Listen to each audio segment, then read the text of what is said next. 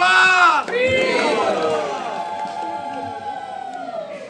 बेगुनिया साहित्य घर सप्तम वार्षिक उत्सव अवसर में आयोजित होता मनोज्ञ सभा सभापति महोदय आज आम जहाँ को असल अतिथि हिसाब से पाइचु अन्य मानक आप अतिथि संबोधन करि किंतु से माने प्रकृत में अतिथि नुहे घर लोक से संयोजिका हूँ सभापति हूँ कि संपादक हूँ किंतु आज मुख्य वक्ता श्रीयुक्त अभिराम विश्वाल महोदय तांका विषय में विशेष किसी कहबी ना कहबार आवश्यकता नहीं तांकर वक्तव्य ही तांकर असल परिचय बोली कहले आपण एकमत हेबे ना हेबे नहीं तेणु मुझे साहित्य घर परिवार तरफ तांकर ये उपस्थिति एवं ता सहित दीक्षांत भाषण बेगुनिया को महात्मा गांधी को सहित जोड़िले महात्मा गांधी को साहित्य सहित जोड़िले एवं साहित्य आधुनिक एवं पुरातन ता भितर एक तुलनात्मक दिग प्रति आमको आकर्षित कले दृष्टि आकर्षण कले एवं आगामी दिन में साहित्य घर भूमिका कौन होगा उचित से संपर्क में किंचित सूचना मु भावुची पुणी के सुजोग हेले अभिराम बाबू को डाकिबा एवं निर्दिष्ट एक विषय देवा निर्दिष्ट एक विषय रे शुणिले एवं से दिन रविबाबूर दायित्व है निजे माइक रे कम कहे एवं तांकर समय अध्यक्ष एवं अध्यापना समय सब छात्र छात्री को एटी अतिथि भाव में स्वतः अतिथि भाव में डाकिबे ताहले सेमाने मध्य आम उत्तर पीढ़ी निश्चय जानिबा दरकार आम संपर्क में आम भाषा संपर्क में आमर ऐतिह्य संपर्क बंधुगण सभाटी कागज कलम रे 11टा बेलू आरंभ होती कहुले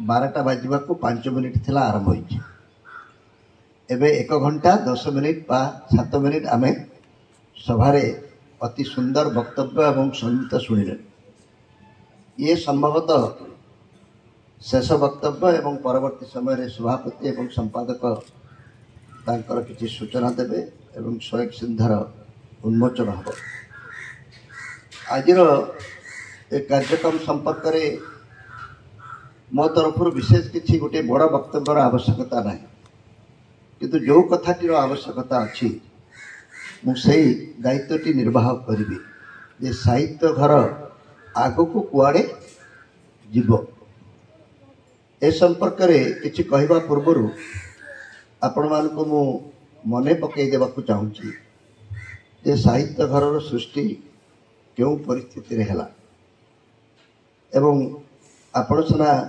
सप्तम वार्षिक उत्सव पालन करुँच किंतु प्रथम साहित्य घर जहाँ कहुला 1996 मसीह आरंभ होता नवेम्बर मसरे 11 तारीख 11टा बेले तेणु साहित्य घर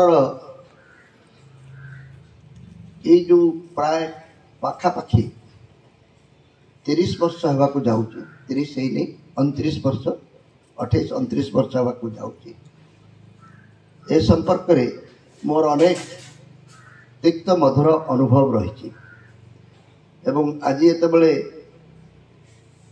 बेगुनिया एक वार्षिक उत्सव जोग दूची स्वाभाविक भाव में आपण मान देखी मु अत्यंत उत्साहित उत्साहित हबार कारण कौन थी पारे अनेक समय भाविला बेलू मो मन को 2टा कथा आसूची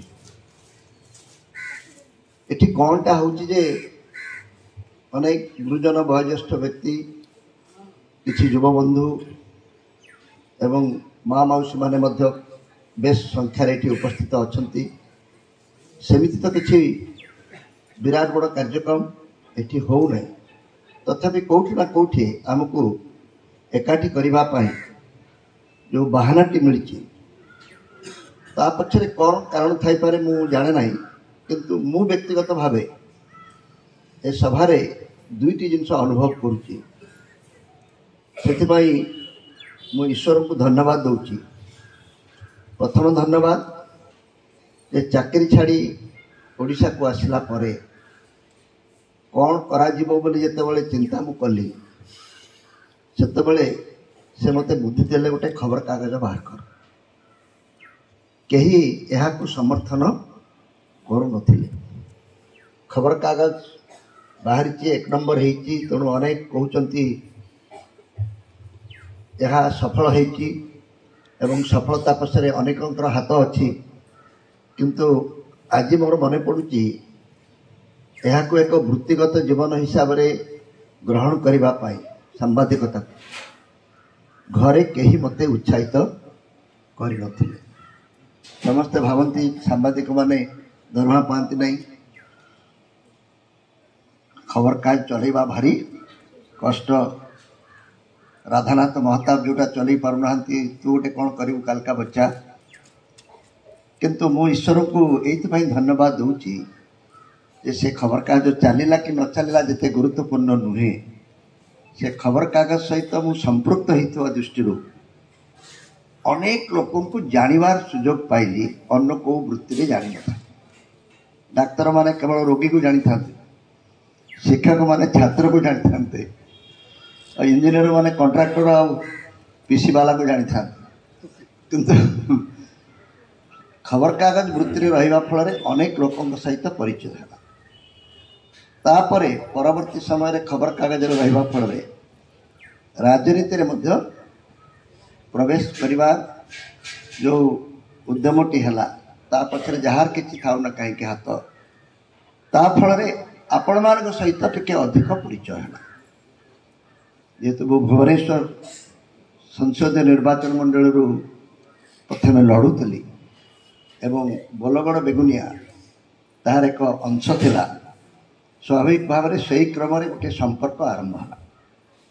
ତେଣୁ ଆପଣମାନଙ୍କୁ ବହୁତ ବହୁତ କୃତଜ୍ଞତା, ଧନ୍ୟବାଦ ଯେ ବହୁ ସଂଖ୍ୟାରେ ଆସି ଏ କାର୍ଯ୍ୟକ୍ରମକୁ ସଫଳ କରିଛନ୍ତି।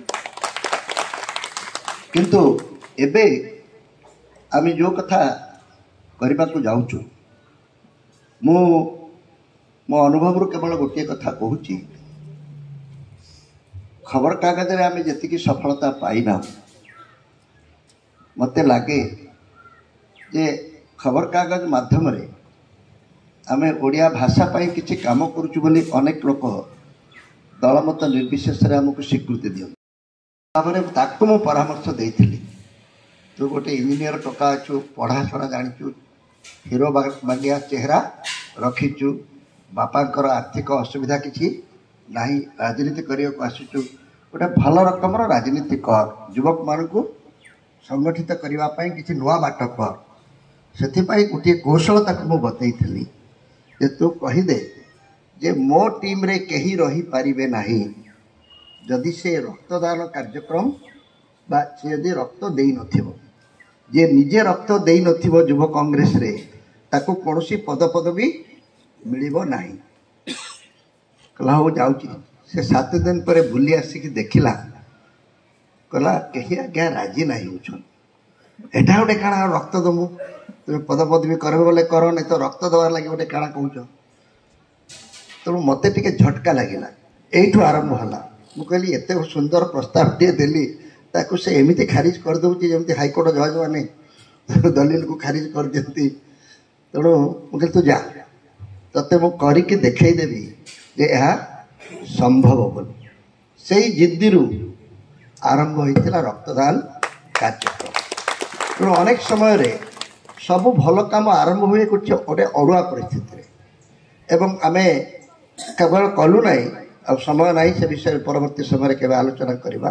ଗୋଟିଏ ଜିଦ୍ଦି କଲି, ଏଭଳି କରିବୁ ଯେ ସେ ସମୟର ରେକର୍ଡ଼କୁ ଆମେ ଭାଙ୍ଗିବୁ।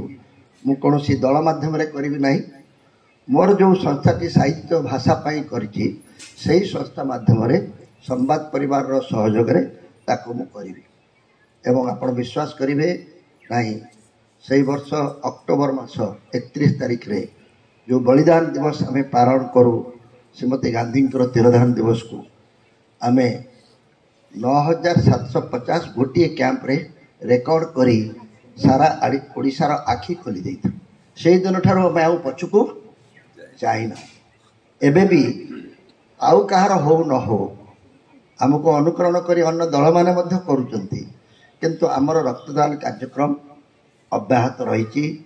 मालकानगिरी मयूरभंज पर्यंत एपरी कौन ब्लॉक बा पौरांचल नाही जोठी गोटे दुईटी शिविर हेउना।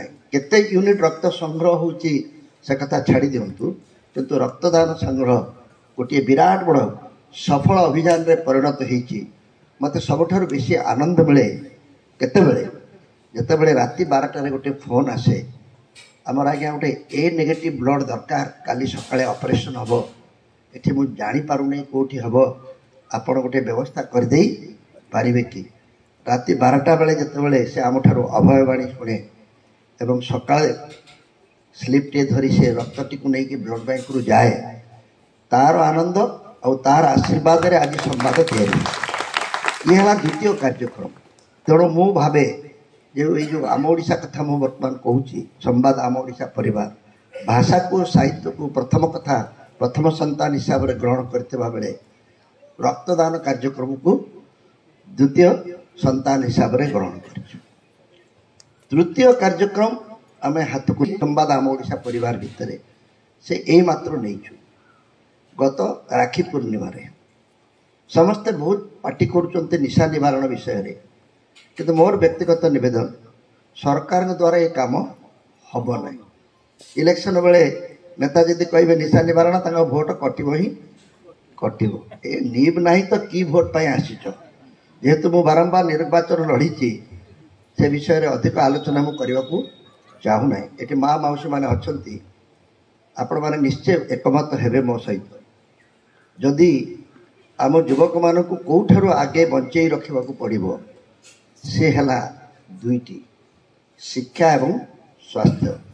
शिक्षार जो अपकार वर्तमान होउची शिक्षा व्यवस्था एवं ये उड़ता पंजाबर अनुभव रू आउ बेसी दिन नुहे अधिकांश जगार आपड़ देखिए आम पिला माने हॉस्टेल को गला परे सांगसाथी रहिला परे तांको उपरे आपणकर किछि नियंत्रण नाही। से कौन करूचंती, कौन खाउचंती, का संगे मिशुचंती, तांकर जीवनचर्या कौन, जेतेबेले नेड़ीगुड़ कौणी को बही जाउची सेतेबेले आपण चेतला बेलू आउ किछि करी होउना।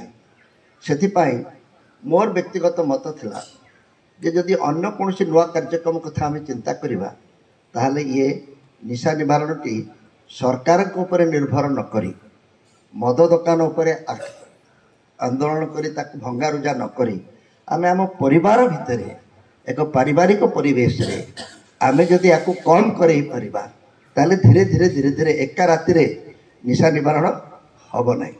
तेणु ये गोटे 20टी ओभर खेल हम मु केते बॉल खेलिली आउ केते रन कली गोटे दुईटी रन कले किसी काम नुहे आउ अध घंटे पर आमर आरंभ हो इंडिया पाकिस्तान ए सभा सरू सरू खेल 2:30 बेलू आरंभ हो जाता वन डे खेल किंतु अल्प बॉल रे कम बेसी अल्प बॉल रे बेसी रन करवा आमर लक्ष्य। प्रथम लक्ष्य है आउट हवा को भय नथिबो माने मरीगले मरीजी एत वर्ष तो बंचिले 60 ରୁ 80 वर्ष पर्यंत जिते दिन पर्यंत ईश्वर मते चलचंचल रखिछंती आर्थिक सुरक्षा देइछंती एते अनुभव देइछंती ताकू बांटिबा पई वर्तमान लोक नांती एवं आजिर व्यवस्था रे मोर उपयोगी किछि काम अछि कि चिंता करिवार गोटे सुयोग मत मिली जदि मु ताकू करिबी आपन पाखरे एते काम अछि आपन निजे मध्य चिंता करि पारिबे नाही। T20 प्लेयर हेले टीम को केमती जितेबा ओडिशा केमती जितब से सबुठारु बेसी गुरुत्वपूर्ण जो कथाटी को कहवा चेष्टा करुला आपण माने निजर स्कूल कथा चिंता कर वो कौ स्कूल रे आपण निजे पढ़ुले एवं से स्कूल रे पढ़ुले बोली आज रवि बाबू माइक धरी गीत गाइबा ठू आरंभ करी अध्यापना ठू आरंभ करी सब कथा से कही पारुचंती।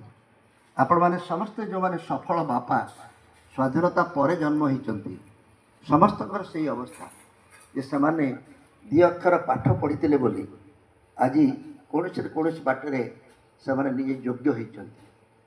କିନ୍ତୁ ତାହାର ପରବର୍ତ୍ତୀ ପିଢ଼ି ଆମ ପିଲାମାନେ, ବେଗୁନିଆ କଥାଟି ଟିକେ ଭିନ୍ନ ହୋଇପାରେ ଗ୍ରାମାଞ୍ଚଳ ବୋଲି, କିନ୍ତୁ ଅଧିକାଂଶ ଜାଗାରେ ମୁଁ 50% ଉପରେ ଗ୍ୟାରେଣ୍ଟି ଦେଇପାରେ ଆମେ ଆମ ପିଲାମାନଙ୍କୁ ସରକାରୀ ସ୍କୁଲ ଠାରୁ ଦୂରେଇ ନେବା ପାଇଁ ଚାହୁଁଛୁ। ଆମର ଗୋଟେ ଧାରଣା ହେଉଛି ଓଡ଼ିଆ ମିଡ଼ିୟମ୍ ସ୍କୁଲରେ ପାଠ ପଢ଼ିଲେ ମୋ ପିଲା ଯୋଗ୍ୟ ହୋଇପାରିବ ନାହିଁ, IITରେ ସ୍ଥାନ ପାଇବ ନାହିଁ, ମେଡ଼ିକାଲରେ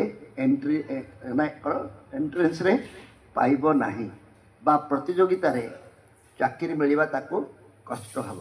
ତେଣୁ ଆମେ ବେସରକାରୀ ସ୍କୁଲ, ଅଧିକ ପଇସା ଏବଂ ଇଂରାଜୀ ମିଡ଼ିୟମ୍ ଉପରେ ଅଧିକ ନିର୍ଭର କରୁଛୁ। ମୁଁ ଇଂରାଜୀ ମିଡ଼ିୟମର ବିରୋଧ ନୁହେଁ, କିନ୍ତୁ ଇଂରାଜୀ ମିଡ଼ିୟମ୍ ନାଁରେ ଆମ ପିଲାମାନେ ଖାଲି କେବଳ ଇଂରାଜୀ ବୁଝୁଥିବା ଏବଂ ଭଲ ଭାବରେ କହି ନ ପାରୁଥିବା ଏବଂ ନିର୍ଭୁଲ ଲେଖି ନ ପାରୁଥିବା କିଛି ଏଭଳି ତିଆରି କରିଛୁ ଯୁବକ ଯେଉଁମାନେ କି କମ୍ପ୍ୟୁଟର କୁଲି ହେବା ପାଇଁ ଯୋଗ୍ୟ ହେବେ।